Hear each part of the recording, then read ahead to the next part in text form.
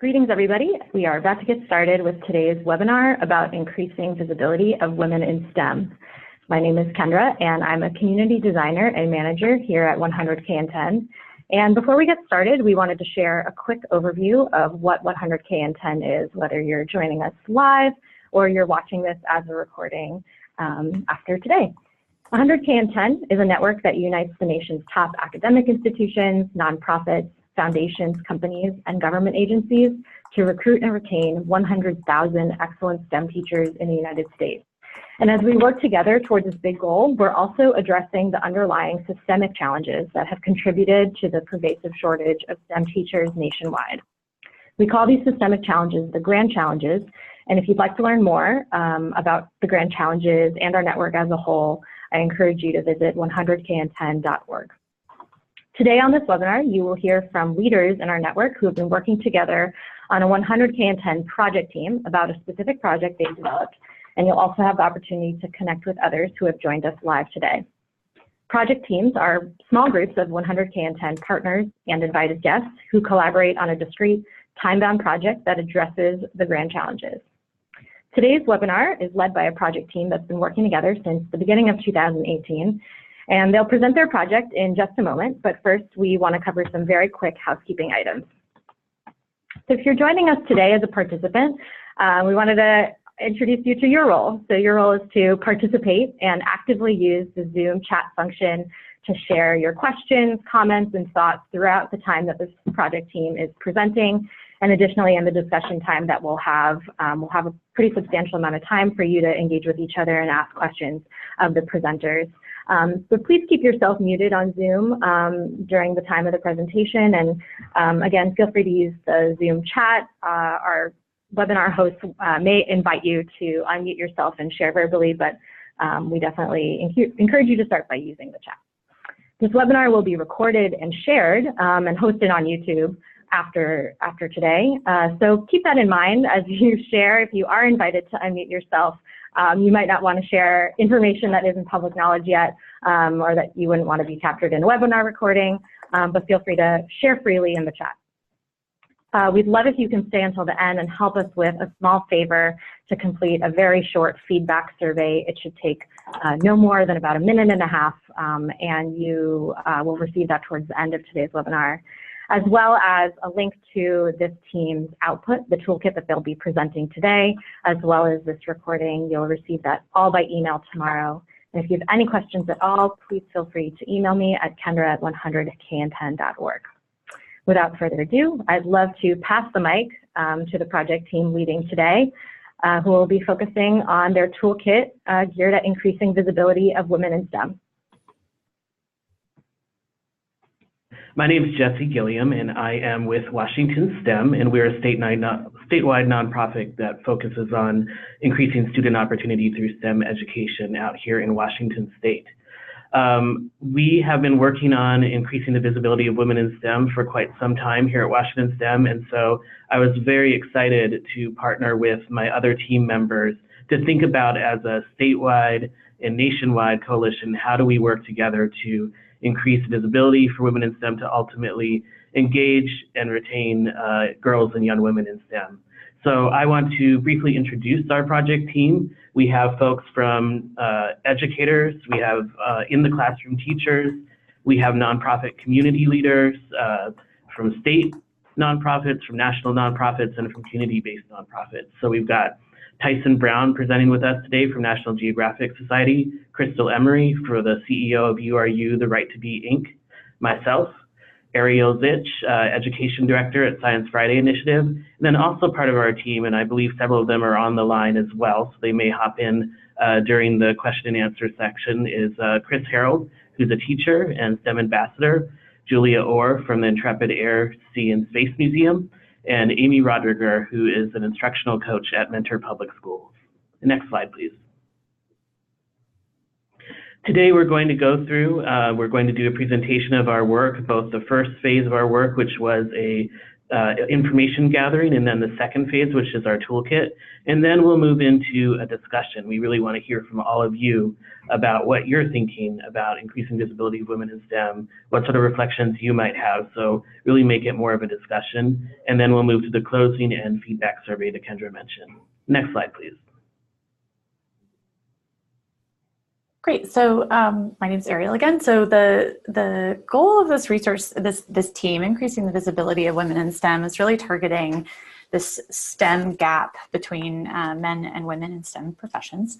The visibility of women in STEM is one of the key inoculating cultural things that we can do to help girls self-identify as being interested in STEM and pursue STEM careers. So visibility and their exposure to women in STEM is an essential first step.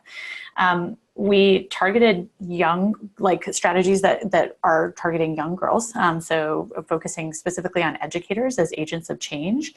And we wanted to create a toolkit or a strategy document that would not load educators with responsibility, but would actually empower them to make small changes that have large impacts in how women are represented in STEM fields to students. As Jesse mentioned, we did that in 2 phases. So we went through an information finding phase, which was both looking at peer-reviewed research in the fields of like self-identification, women in STEM, the STEM pipeline, and then also asking teachers what they think they're already doing, how often they do stuff in the classroom. And then we use that we distilled that into this toolkit. So to get us started with kind of our fact-finding mission, Tyson Brown is gonna share with us some of what we learned in our surveys of educators on this topic. Thanks, Ariel. This is Tyson from Nat Geo's resource library, and I'm gonna share some of the data gathering that we engaged in. We started with a survey of 10 questions. Questions like what types of resources you use in your classroom, how frequently you use them, what formats do they take, and we delivered those questions to teachers in March of 2018. The survey itself contained about 10 questions. Our initial efforts were focused on the following. We wanted to determine the resources that are already being used to highlight women in STEM and what resources would be utilized if they were available to highlight women in STEM. We use the survey responses to curate targeted materials for educators to use with the populations they serve. The survey also alerted us to valuable resources that could be more widely shared. In order to meet the goal of making women more visible in STEM, we are identifying the ways that we can effectively highlight,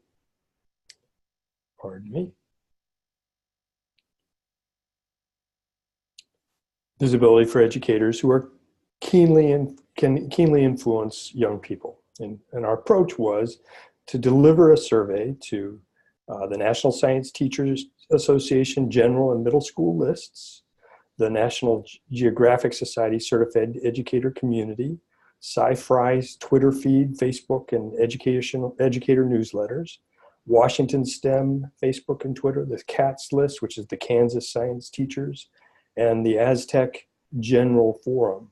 And we got a great response, exceeding our goal significantly. Most of our responses came from secondary educators, which may have been influenced by our dissemination strategy. And most of our respondents were from more formal K-12 settings, but we also did hear from informal educators, university, college folks, and school educators from museums, camps, and maker spaces. As you can see from this slide, out of 202 responses, 95% of participants preferred online video resources. Let's go back one. There you go. Thank you. The next highest categories were standalone lessons at 74% and books also at 74%. Articles were favored by 72% of respondents and 65% selected games. Adding the accompanying lesson to the video was appealing to 63% of educators, which would suggest that more educators preferred their videos unadorned. In any case, it was still more popular than mailings, posters, etc., videos on tape or DVD, audio, or other resources accompanying lessons. In summary, the top 5 were video, lessons, books, articles, and games. Next slide, please. So lots of resource response preferences representing a range of ways to get the content into the hands of teachers, but we're still not doing this well. Frequency is rather infrequent. If you added never to once a semester and once a school year, an overwhelming 60% are either never utilizing or rarely utilizing resources that feature women in STEM. As our colleague Crystal Emery said, we need to get up off our asses. So I'm going to hand things back to Ariel, who will share 4 strategies that we've identified that encourage the use of STEM resources that feature women.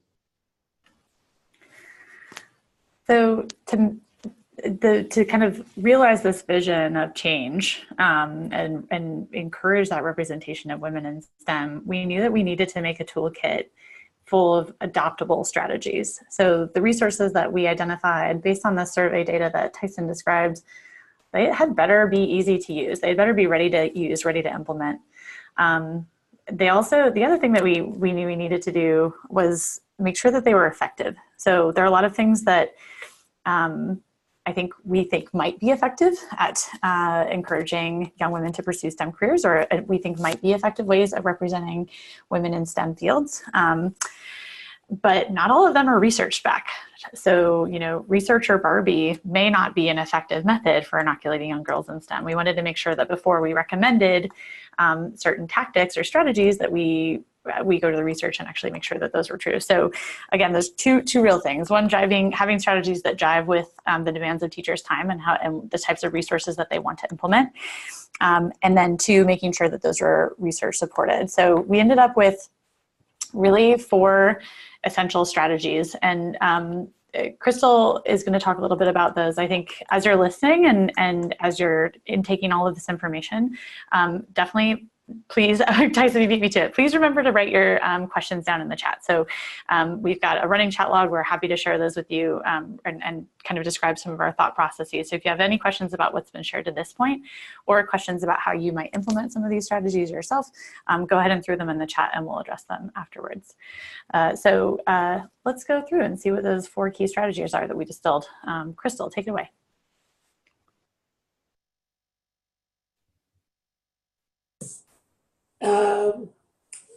All right, so we had 4 strategies, and I think that is what is really different that we did was that we worked with real teachers in identifying these strategies and looking at what strategies really work in their classrooms.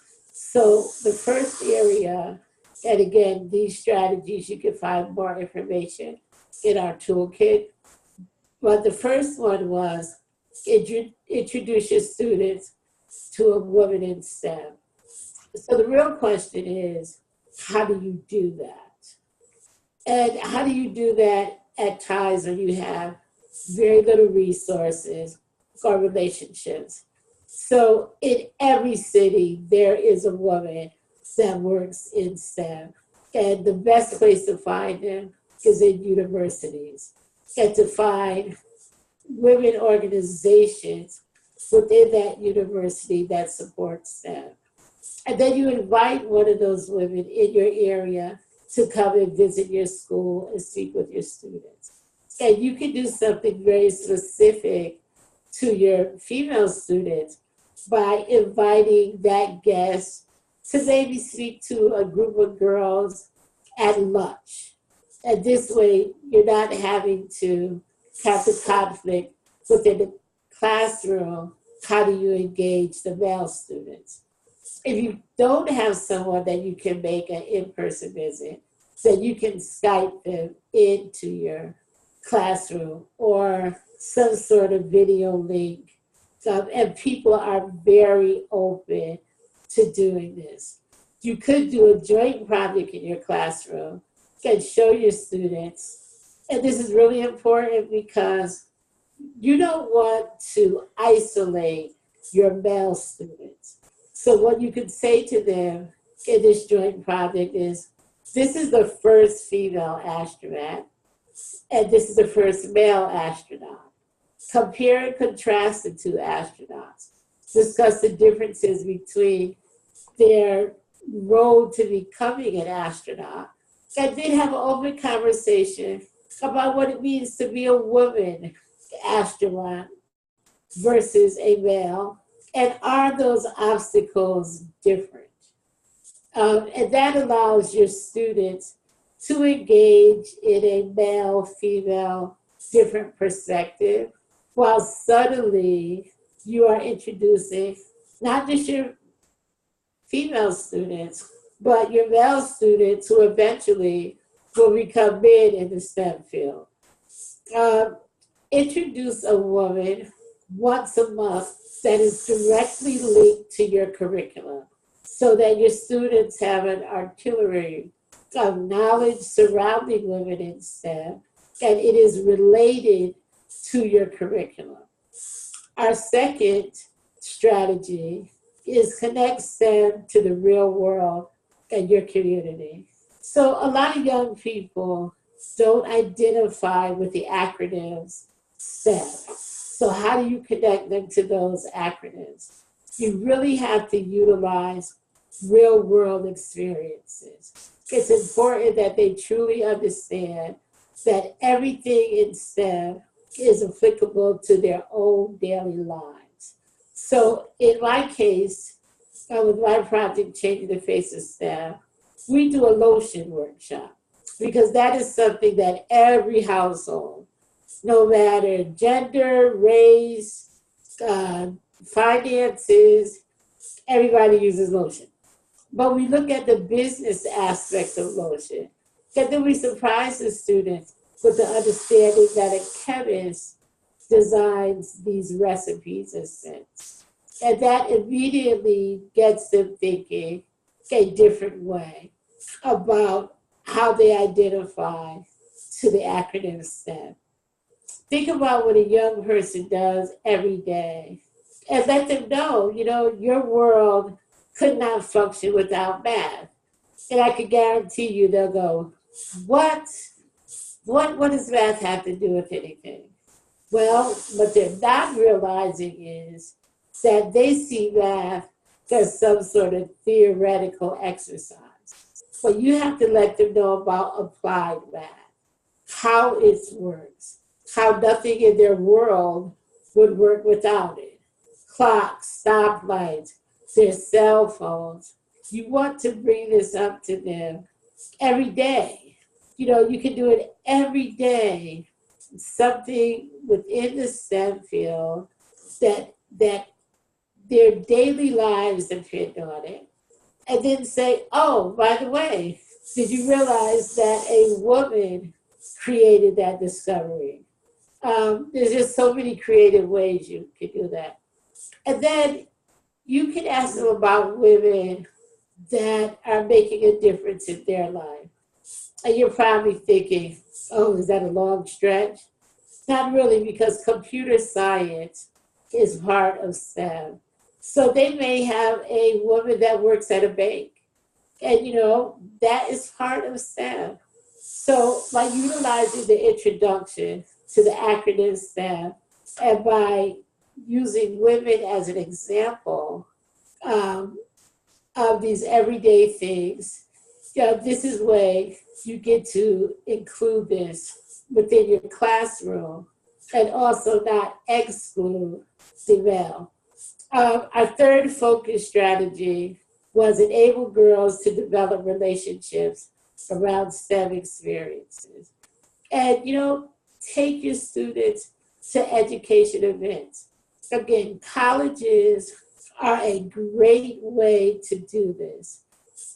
When the young women hear experts and people in the field that look like themselves, it's much easier to envision their future as a STEM professional.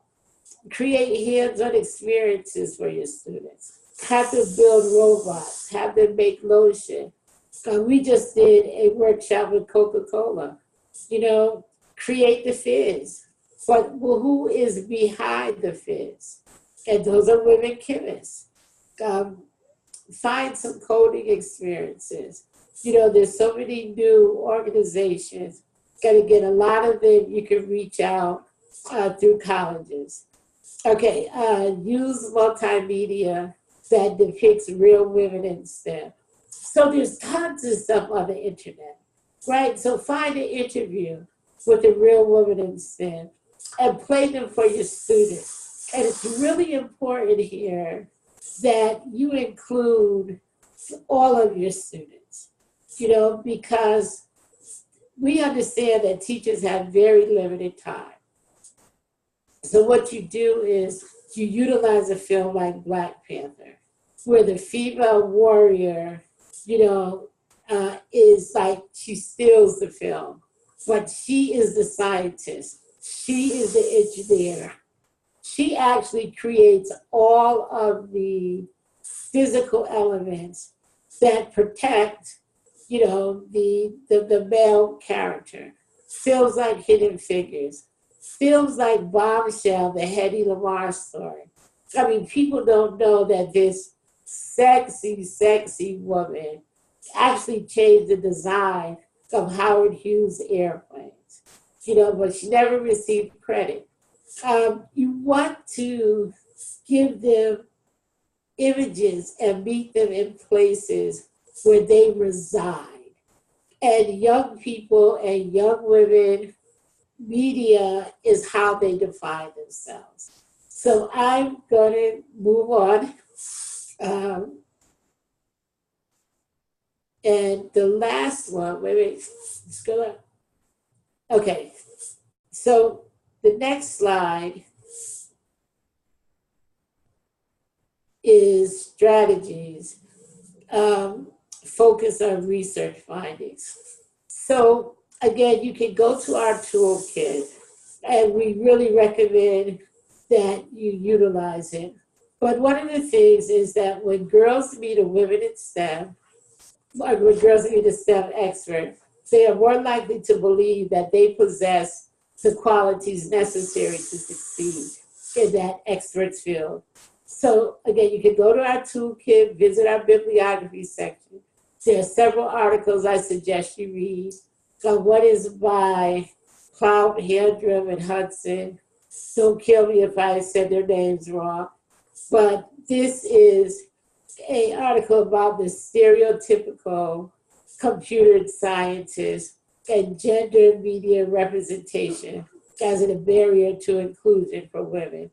And what they say is, women who read that computer scientists no longer fit the stereotype, express more interest in computer science than those who read that computer science are still male. So again, there's lots of information there that you can utilize. And multimedia featuring women in STEM, positively influences girls' perceptions of their own scientific and mathematical abilities. Multimedia primarily featuring men in the STEM field decreases a girl's perceptions of their ability in that field. And I spoke on that earlier, but again, you can go to our bibliographies, and there's lots of information, that providing middle school students with accurate information about STEM career enables them to make more knowledgeable choices about their course of study and career paths. So 3, STEM experiences that provide opportunities to form relationships with women educators, STEM professionals, and other girls are more engaging for women and girls than those that do not. And I again refer back to our bibliography, but I really like the work out of the Boston Women's Fund. And it was about integrating vision and reality, possibilities for the Urban Girl Program.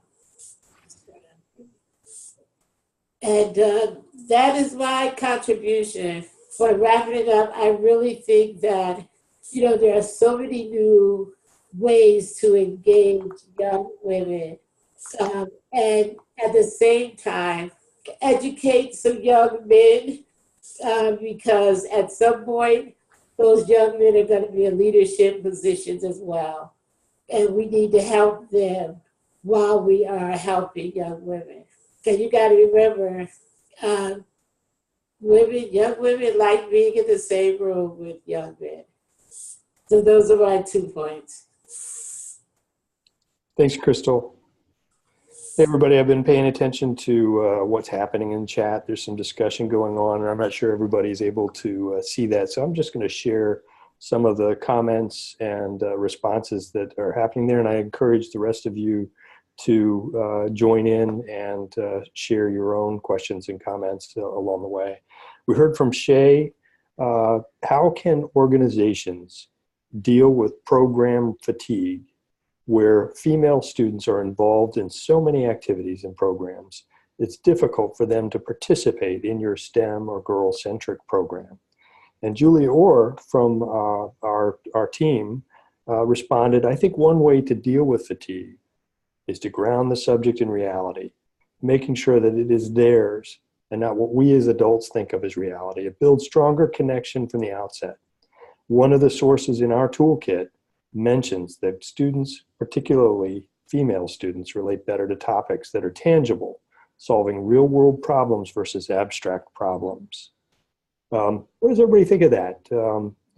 Or are there other educational approaches that you've encountered that you feel exemplify presenting women in STEM as a tool for the classroom? Please share your comments, and I'll also turn it back to the team if they want to share some ideas. I'm trying to give appropriate wait time. I'll let someone else jump in if they'd like. So until that person jumps in, one of the things that occurred to me, and I really like Julia's comment, and we found a fair bit of research in support of this issue of like real community connections.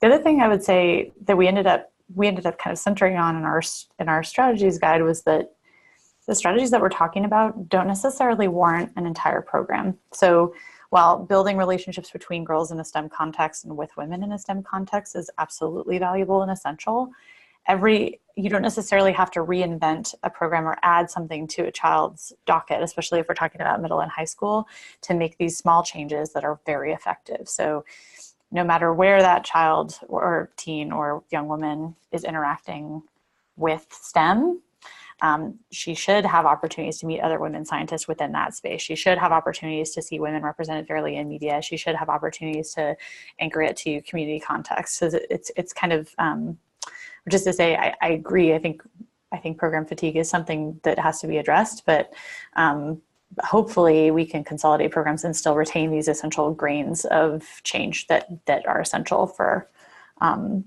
sort of stereotype threat elimination.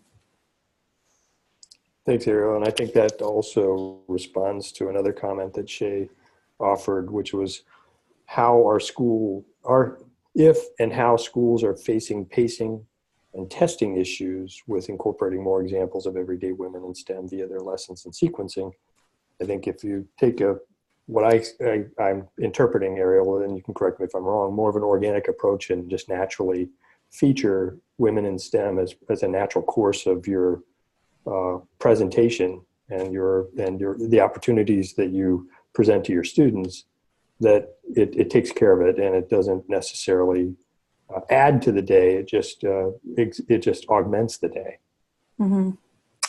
Yeah, I would just tap Chris or Amy on the shoulder on this one. So one of the things, if you ever have a project team situation when you're making things for teachers, it's a really good idea to have teachers on your project team because they're so important and excellent. So Chris, kind of grounded our team pretty immediately. Chris, do you want to speak about that? Because I know that you were a voice of reason when we started prescribing or thinking about prescribing things to teachers. You had very clearly spoken up in defense of instructional time and helped us kind of move in that direction.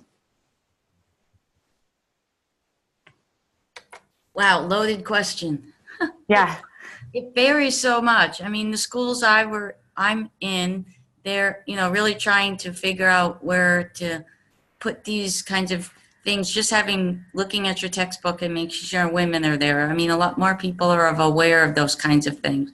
So I think it's going to take time, but as long as people are aware, there are some of our upper level girls in our high school that are involved in so many different things. They are being pulled in so many different directions.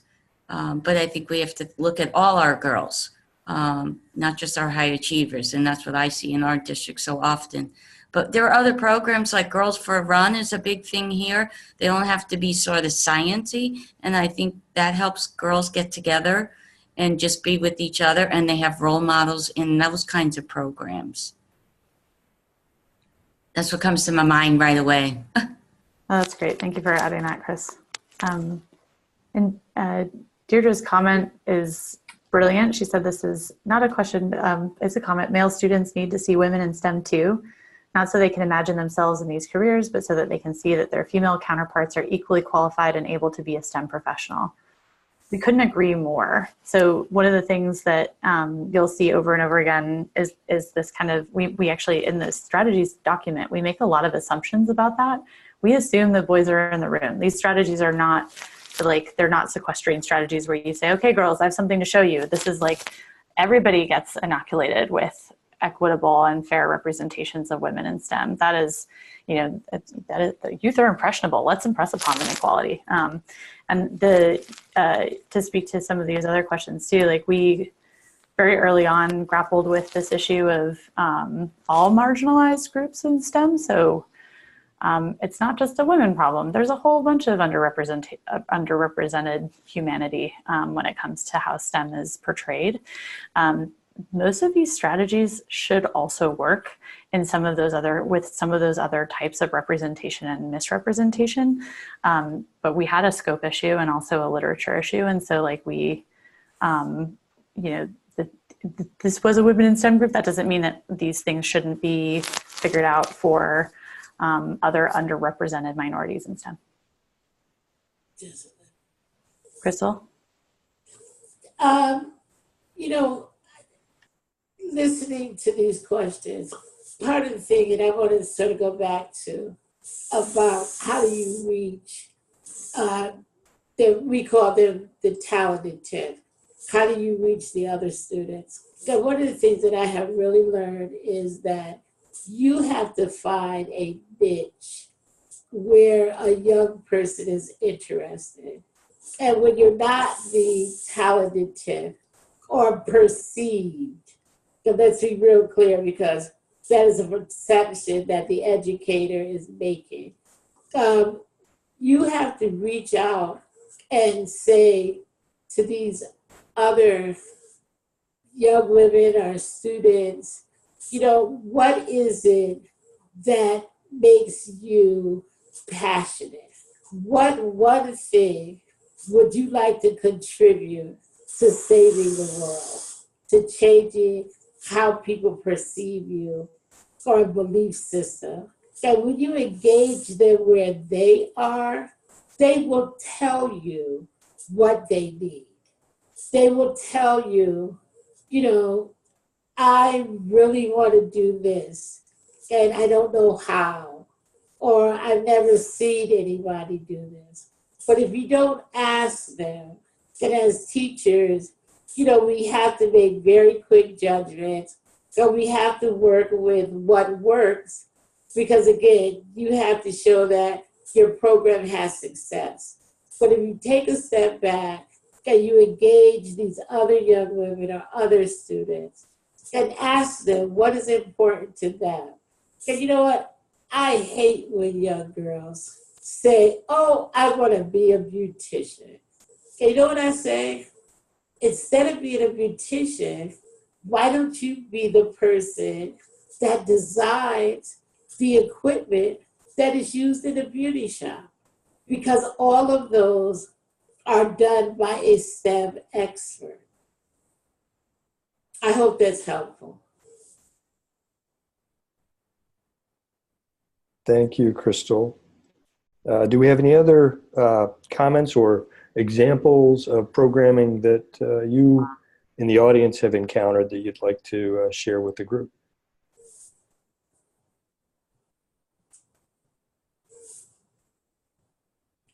So maybe we should ask the group a question.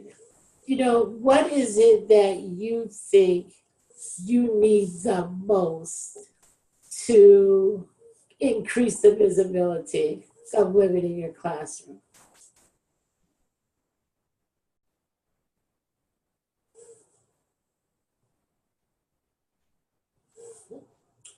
Well, we don't get an answer, so maybe you don't need anything.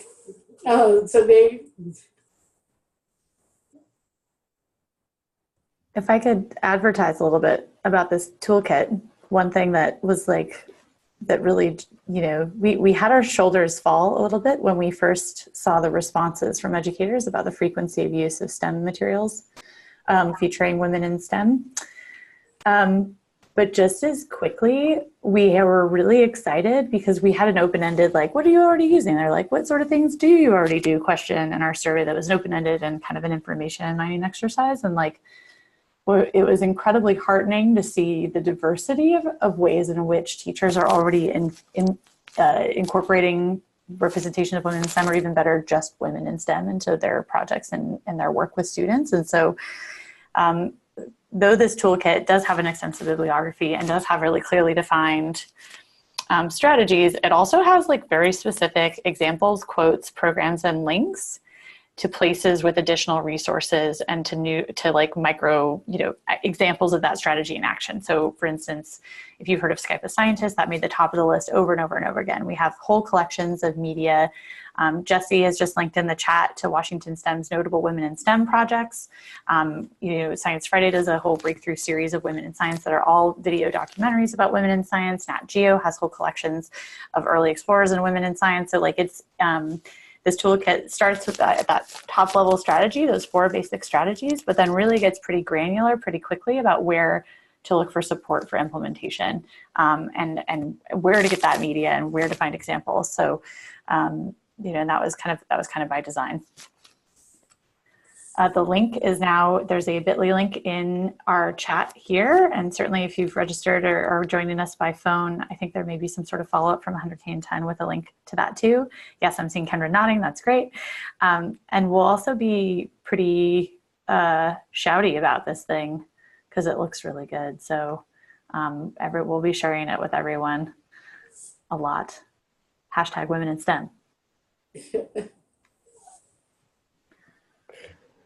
One thing I'd like to bring up, something that we talked about quite a bit as our project team early in the project was the question of, should we either focus on women in STEM as a subject itself, or should we focus on STEM and include women scientists, women doing things as part of the work? And I know, for example, Science Friday has been taking the latter approach. There's other teachers that have found it helpful taking the former approach. So I guess I'm curious from the folks that are listening on the call, what have you found to be more helpful? A separate thing highlighting women in STEM, or including women in STEM as part of your overall curriculum?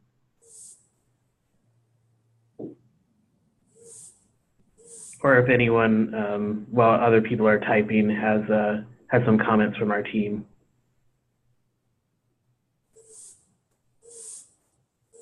Sure, Shay asked if I could ask that again. What I was curious about was, what have you found most helpful approaching increasing visibility of women in STEM from having a separate women in STEM focused project or highlighting, or including in your STEM projects, this is a woman scientist who's doing this really cool work? Which approach? I think, Jesse, for the work that we do in changing the face of STEM, that is much easier for our teachers to focus on STEM and then specifically, in a subtle way, include more women in STEM in that narrative. Because even if they only include one woman, that's one woman more than usually is included. But when you ask teachers, again, because of the time limitation and resources, we found it just much more effective if we give them the opportunity to just at least add 1 or 2. and then it gets more usage as they become more familiar with it. Because the other thing is, you know, you have to be honest. A lot of teachers are not consciously aware of a woman's presence sometimes. And they're not consciously leaving it out, but they're not also consciously making an effort. So we want to get them to consciously make an effort and get them started in that direction.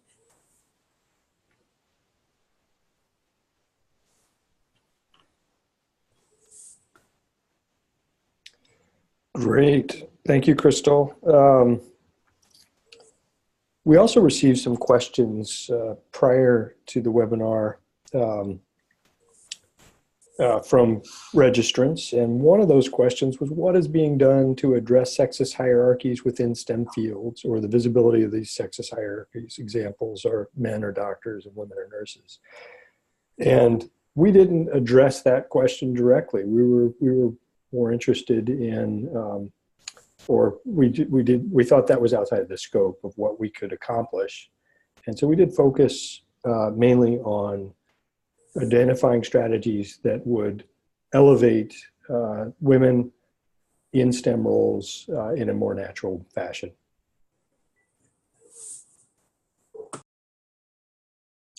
Shay asks, I manage an all-girls STEM program at the Intrepid, and I use a multitude of approaches within the program to provide girls with opportunities to meet a diverse group of women in STEM and vice versa.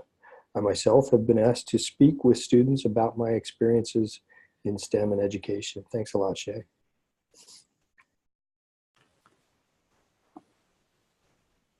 One thing I could just start making observations about other things that we discovered in this process, just because I think it might be, I'm actually curious, especially we have a fairly lengthy participant list, and I would love additional citation support. But one of the things that we found while we were looking for sort of, as it were, experimental evidence of effectiveness of some of these strategies for changing self-perception, or of like their ability in STEM as a girl, or if they change retention of girls in STEM programs, or likelihood of, you know, majoring in STEM in college, there's a lot of gaps in terms of what's reported. So it's really easy to find studies documenting the STEM gap. So we've had a fairly constant stream of, you know, the US Weekly report, or, you know, this new study that shows that there's a gap here in the STEM field, or there's a gap here in the STEM field, or a gap in majors in colleges.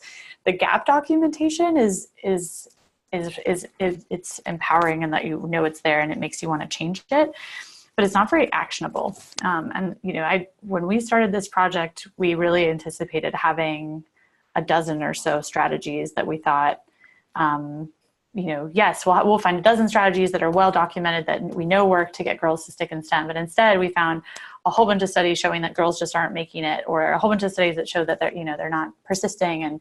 And so, you know, I encourage all of you to seek grant support to fund studies about what makes a difference, because we kept, you know, the other thing that we found that was really interesting was a lot of studies that were focused on out of school time settings. So even in our bibliography, which for a resource that was targeting in classroom time strategies, a lot of the things that we found are focused on out of school time strategies for retaining and recruiting girls in STEM, and, you know, combating stereotype threat.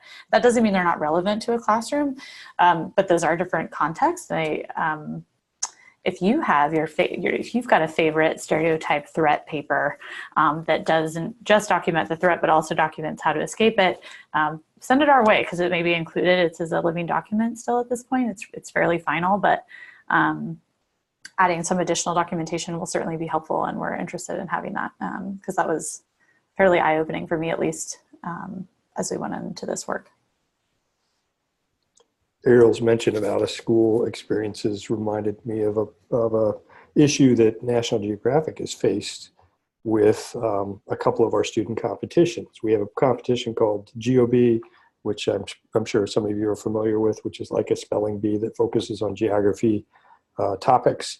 then we found that the winners of that competition tended to be boys.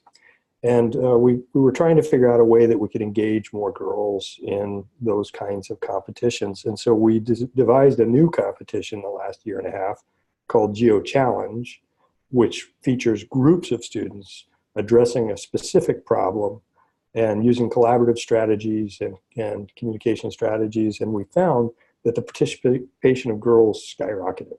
So providing girls opportunities to work in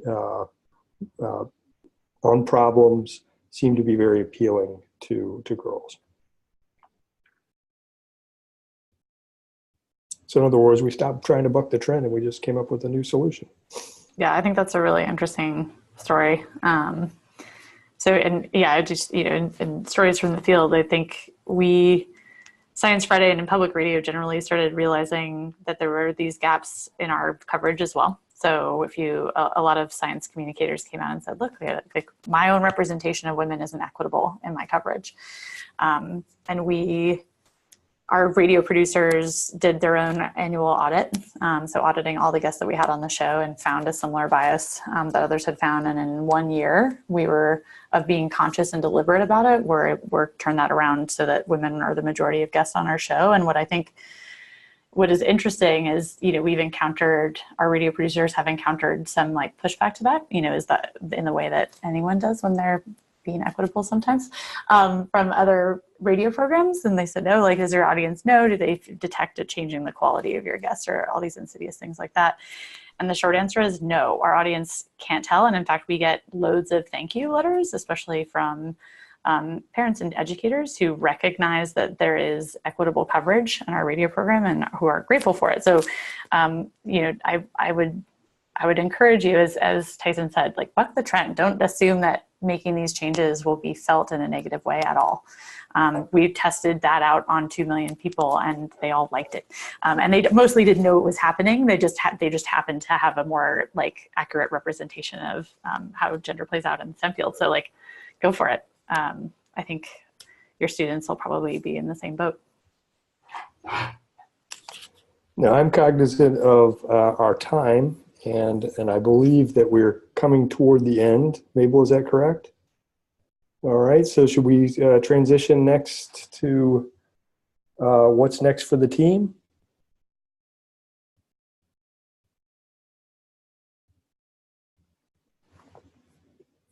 And I'll hand it off to Jesse, I think.